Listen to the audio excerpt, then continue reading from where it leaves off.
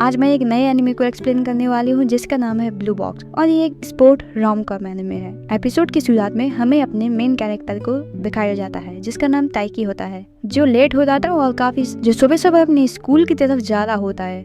और ताइकी इतनी जल्दी अपनी स्कूल की स्पोर्ट फैसिलिटी पे जा रहा होता है और सोच रहा होता है कि मुझे सबसे पहले वहाँ पहुँचना है, क्योंकि वो अपने दिन की शुरुआत अपनी क्रश को देखकर शुरू करना चाहता था। तो जैसे ही ताइकी स्पोर्ट फैसिलिटी पहुँचता है और गेट खोलता है, वैसे ही उसकी मुंह की तरफ एक बास्केटबॉल आती है। हाँ, वो बास्केटबॉल उसको लग जाती है, वो वहीं पे गिर जाता है। और बाद में ताइकी देखता है और हम सब भी देखते हैं कि वहाँ पे एक खूबसूरत लड़की, मुझसे ज्यादा नहीं पर हाँ बास्केटबॉल खेल रही थी। और वो लड़की ताइकी को देखकर कहती है कि ओह आई एम एक्सट्रीमली सॉरी, तुम्हें बॉल कुछ ज्यादा ही तेज लग गई, देखो तुम्हें चोट भी आ गई, ये काफी नाजुक नहीं है। फिर उसे अच्छा फील कराने के लिए ये लड़की उसे एक चॉकलेट देती है और कहती है कि अब तो तुम अच्छा फील कर ही सकते हो।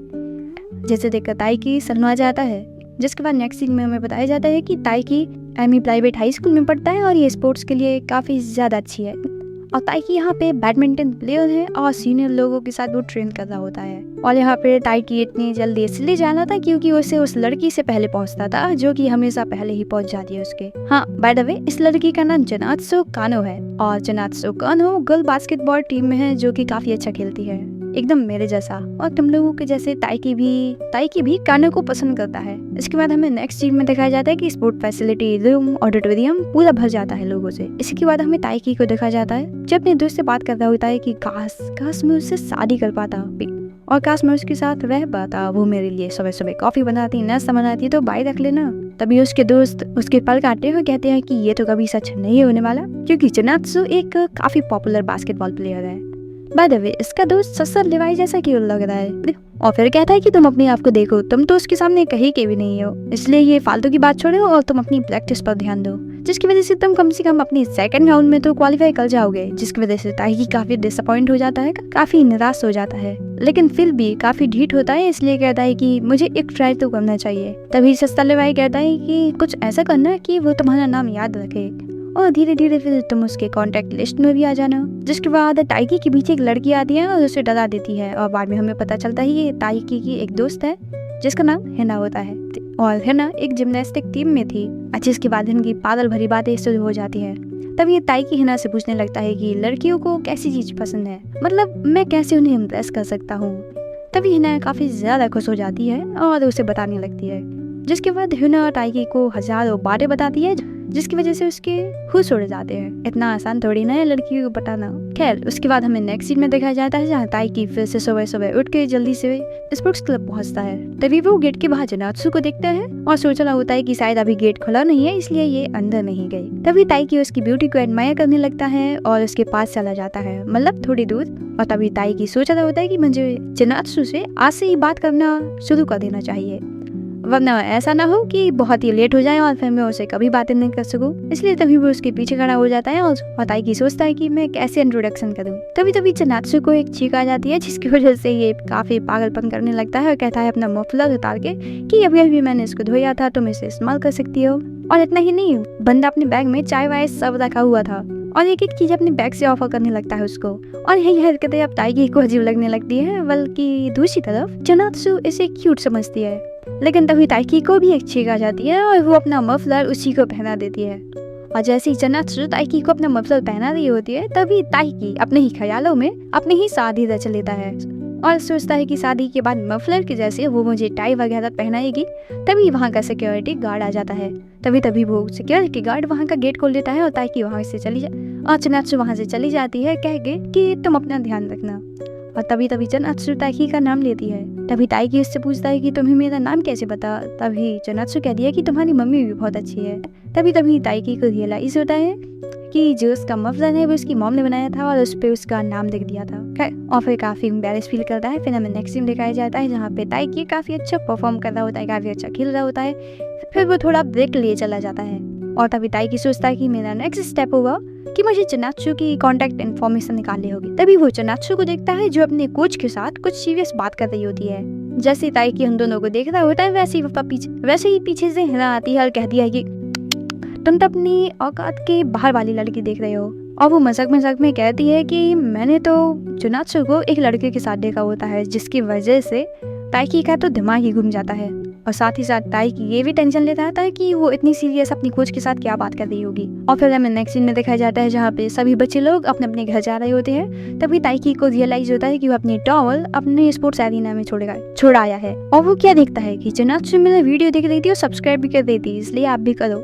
हाँ तो खैर तभी वो चिनात्सु को वहाँ पे देखता है जो अकेले प्रैक्टिस कर रही होती है। तभी चिनात्सु उसको देखती है और कहती है कि अरे ताइकी अभी क्यों आई तुम? तभी ताइकी उसे कहता है कि मैं तो अपना मफलर लेने आया था, लेकिन तुम इतनी लेट प्रैक्टिस क्यों कर रही हो? तभी चिनात्सु कहती है कि मैं अपनी ट्रेनिंग से सेटिस्फाई नहीं हूँ, इसलिए मैं यहाँ पे ट्रेनिंग करने आ गई, इसलिए मैं अभी और थोड़ा सा प्रैक्टिस कर ले रही हूँ। और ये सुन के ताई कहता है कि ठीक है, लेकिन तुम अपने आप को ज़्यादा ओवर वर्क भी मत करवा दो। और ये सब वो ताई की बोल ही रहा था कि तब चिनात्सु एकदम से बॉल उसकी तरफ पास करता है और कहता है कि क्यों ना हम एक 1-on-1 गेम खेल ले। और उसके बाद हमें दिखाया जाता है कि दोनों ही एक 1-on-1 गेम खेलते हैं, जहाँ पर चिनात्सु ताई को काफ़ी आसानी के साथ हरा देती है, लेकिन फिर भी वो कहते हैं कि तुम काफ़ी अच्छे ही खेले हो। और ये सुनने के बाद ताई कहता है कि हाँ मुझे थोड़ा बहुत बास्केटबॉल खेलना भी आता है, क्योंकि मेरी मम्मी यहाँ पे बास्केटबॉल टीम में खेला करती थी और मैं उनके साथ कभी कभी खेला करता था। और ये सुनने के बाद जो चिनात्सु थी वो कहती कि वाह ये कितना अच्छा है, क्योंकि मेरी मम्मी भी यहाँ पे बास्केटबॉल टीम में थी, कितना बढ़िया कोइंसिडेंस है। और ये सुन के ताइकी के मन में तो मानो और एक लड्डू फूटता है कि क्या बढ़िया है, शायद ये यूनिवर्स से एक सिग्नल है। और उसके बाद चिनात्सु ताइकी के बैडमिंटन स्किल्स के ऊपर भी काफ़ी ज़्यादा तारीफ करती है, लेकिन तभी ताइकी कहती है कि चिनात्सु मुझे अभी भी वो दिन याद है जब तुम्हारा जूनियर स्कूल ख़त्म हुआ था और तुम गेम से रिटायरमेंट ले लिए थे, लेकिन फिर भी मैं उस दिन आया था अपने सामान को पैक करने के लिए, लेकिन मैं देखा था कि तुम अकेले ही प्रैक्टिस किए जा रहे थे, तुम काफ़ी ज़्यादा रो रहे थे। और फिर मुझे पता चला था कि तुम काफ़ी छोटे मार्जिन से नेशनल टीम में अपना जगह बनाने से चूक गए थे। मुझे पता है कि ये तुम्हारे लिए काफ़ी ज़्यादा हार्ड था, लेकिन सच बताऊँ तो ये चीज़ मुझे भी काफ़ी ज़्यादा मोटिवेट किया और इसीलिए मैं अपने गेम में इतना ज़्यादा ध्यान देता हूँ। और ये सुन के जो चिनात्सु थी वो काफ़ी ज़्यादा इमोशनल हो जाती है और वो काफ़ी ज़्यादा खुश भी होती है ताइकी के ऊपर। लेकिन तभी वहाँ पर जो सिक्योरिटी गार्ड था वो फिर से आ जाता है और कहता है कि हे अभी अरीना बंद करने का समय आ चुका है, तो तुम लोग को अपना घर वापस जाना चाहिए।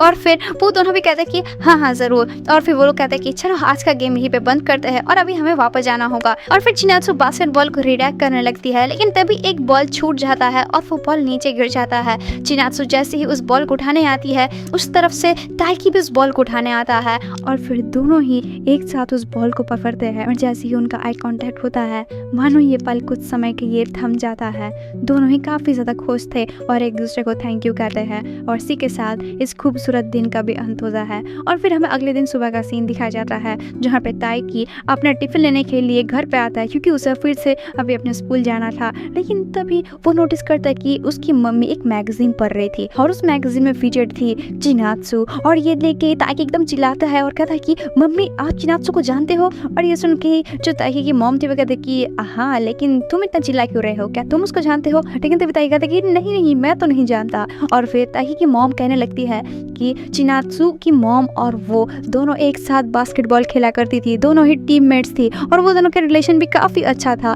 और मुझे तो अभी काफ़ी अच्छा लग रहा है कि मेरी दोस्त की बेटी अभी इतना अच्छा कर रही है बास्केटबॉल में। लेकिन मुझे एक बात का दुख है कि चिनात्सु का फादर का पोस्टिंग आने वाला है एक दूसरे कंट्री में और इसीलिए शायद चिनात्सु का करियर को यहीं पे स्टॉप लगाना होगा। और ये सुनते ही ताइकी को मानो झटका लगता है। ताइकी को अब सब कुछ रिलेट होता है कि क्यों वहाँ पे चिनात्सु इतना सीरियस होकर अपने कोच के साथ डिस्कस कर रही थी। उसके बाद ही ताइकी बिना कुछ कहे एकदम से स्कूल की तरफ भागने लगता है और वो मन में सोचता है कि ये नहीं हो सकता, ऐसा नहीं हो सकता, चिनात्सु ने इतना एफर्ट दिया है, सब कुछ ऐसे ही खत्म नहीं हो सकता। वो अरीना पहुँचता है और वो हाँफते हाँफते कहता है कि चिनात्सु कुछ भी हो जाए तुम्हें नेशनल जाना ही होगा। मैंने तुमसे ही सीखा कभी हार नहीं मानना, हर दिन अपने गोल के लिए मेहनत करना और अल्टीमेटली उस गोल को एक दिन अचीव करना है। तो फिर तुम नहीं हार सकते, तुम यहाँ पे क्विट मत करो, भले ही वो रीज़न तुम्हारा पेरेंट्स का ट्रांसफ़र ही क्यों ना हो। और ये सुनते ही चिनात्सु कहती है कि लेकिन मैं तो यहाँ से जा ही नहीं रही।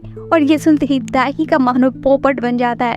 ताइकी को कुछ समझ भी नहीं आता और उसे बहुत ज़्यादा एम्बैरेसमेंट फील होता है। लेकिन तभी चिनात्सु कहती है कि हाँ ये बात सच है कि मेरे पेरेंट्स यहाँ से मूव आउट करने वाले हैं, लेकिन मैं यहाँ पे अपने एक जान पहचान के घर पे रहने वाली हूँ। और ये सुन के ताइकी को काफ़ी ज़्यादा रिलीफ महसूस होता है, लेकिन साथ ही साथ उसको काफ़ी ज़्यादा शर्म भी आता है। बट एनीवेज उसके बाद ही जो चिनात्सु थी वो कहती है कि लेकिन सच बताऊँ तो बिना पेरेंट्स के मुझे काफ़ी ज़्यादा लोनली महसूस होने वाला है। लेकिन फिर भी मैं अपने नेशनल के ड्रीम्स को ऐसे ही टूटने नहीं दे सकता। कुछ भी करके मुझे नेशनल्स तक जाना ही होगा और इन सब के लिए मैं तुम्हें ही थैंक्स कहना चाहता हूँ ताइकी। लेकिन ताइकी कहता है कि सच बताऊँ तो मैंने वैसा कुछ किया भी नहीं है तुम्हारे लिए।